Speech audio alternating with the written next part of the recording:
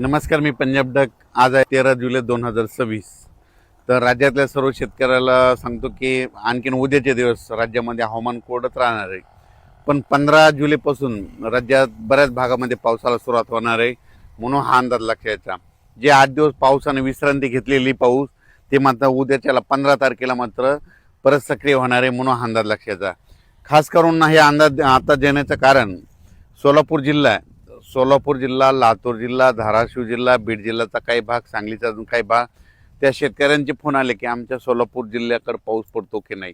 तर सोलापूर जिल्ह्यातल्या शेतकऱ्याला सांगू इच्छितो की सोलापूर झालं, सांगली झालं, त्याच्यानंतर लातूर, बीड, धाराशिव, नांदेड ह्या पट्ट्यामध्ये मात्र 15 तारखेला बऱ्याच भागामध्ये पाऊस सुरू होणार आहे.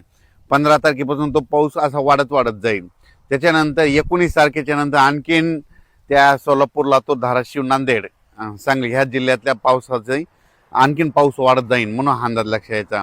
पण यात्रा परतल्याच्या नंतर म्हणजे पंढरपूरची यात्रा झाल्याच्या नंतर 27 जुलैपासून मात्र सोलापूर जिल्ह्याकडे तिकडे मात्र जोराचा पाऊस राहणार आहे, म्हणून हा अंदाज त्यांनी लक्षात घ्यायचा. म्हणजे 27 ते 5 ऑगस्टच्या दरम्यान मग तिकडे चांगला पावसाचा जोर राहणार आहे, म्हणून हे देखील सोलापूरकर, लातूरकर, बीड, नांदेड, धाराशिव या शेतकऱ्यांनी अंदाज लक्षात.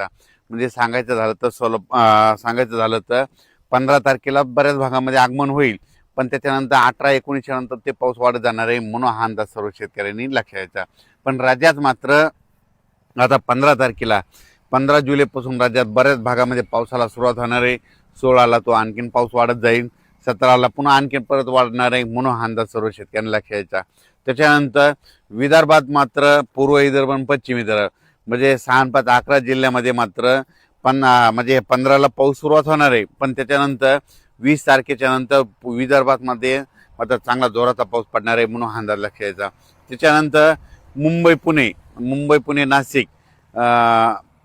नाशिक, त्याच्यानंतर इकडं अहिल्यानगर आणि उत्तर महाराष्ट्रात तिकडं देखील काय होणार आहे, 15 तारखेला थोडी पावसाला सुरुवात होणार आहे, म्हणून हा पुणेकरांनी, मुंबईकरांनी अंदाज लक्षात.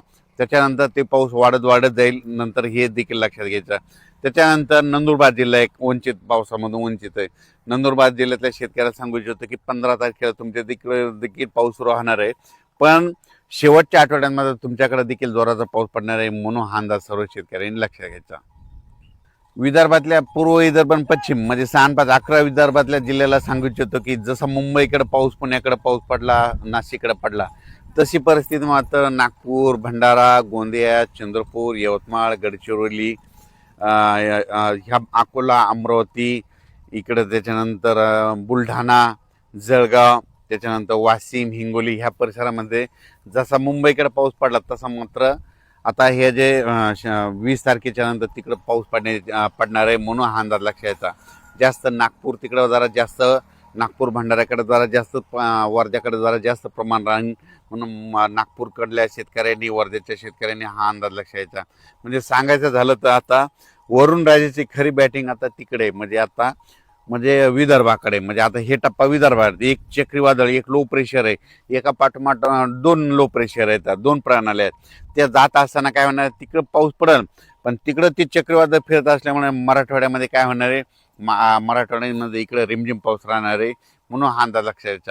म्हणजे सांगायचं झालं तर इतके दिवस जे बंद, 8 दिवस म्हणजे 9 जुलैपासून जे बंद पडलेला पाऊस आता 15 तारखेला परत सुरू होणार आहे. मग 15 पासून ते 5 ऑगस्टपर्यंत हे पाऊस राहील, पुन्हा काही बंद होणार नाही, 5 ऑगस्टपर्यंत चालूच राहणार आहे, म्हणून हा अंदाज लक्षात. पण दररोज वेगवेगळा भाग कव्हर करीत राहणार आहे, म्हणून हे लक्षात. सगळीकडे ते एका ठिकाणी येणार नाही, म्हणून हे देखील सर्व शेतकऱ्यांनी लक्षात घ्यायचं.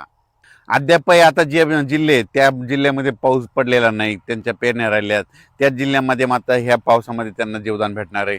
म्हणजे सोलापूर जिल्ह्याला भेटेल, लातूर जिल्ह्याला भेटेल, त्याच्यानंतर धाराशिव जिल्हा, बीड जिल्हा, बराच पुन्हा इकडे सांगलीकडला काही भाग आहे, त्या जिल्ह्याला मात्र ह्या पावसामध्ये जीवदान भेटेल, कारण की हे पाऊस आता तिकडे देखील 15च्या नंतर सक्रिय होणार आहे. धन्यवाद.